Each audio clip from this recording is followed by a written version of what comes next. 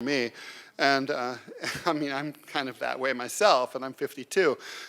You know, it may not matter. I mean, you know, it's kind of like, well, if you lost your job, that's capitalism that took your job away. If free trade took your job away, that's capitalism that took it away.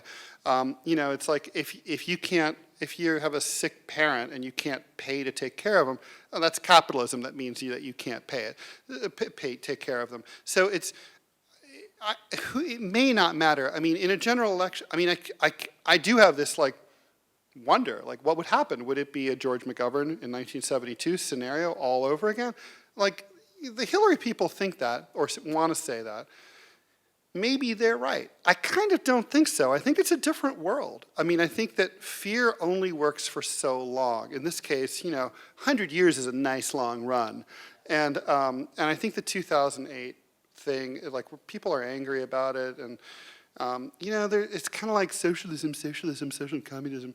People just get to a certain point where they're just like, yeah, whatever.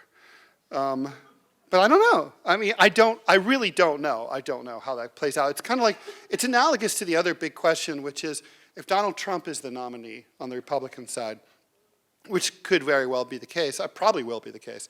It's like, you know, like the debates. Like, you know, you have this gentleman, Bernie Sanders, running against the biggest asshole ever. And it's like, so how does that play out? Like, do people say like, you know, oh my God, like, you know, like, look at Bernie Sanders, that wimp not fighting back? Or do they say, look at that asshole? I don't know. I don't know how that works because we've never seen that before. So, you know, you just have to try it. It's like, you know, it's like putting two rabid animals in a gunny sack and just hope. It's an experiment. You know, sorry, Bernie.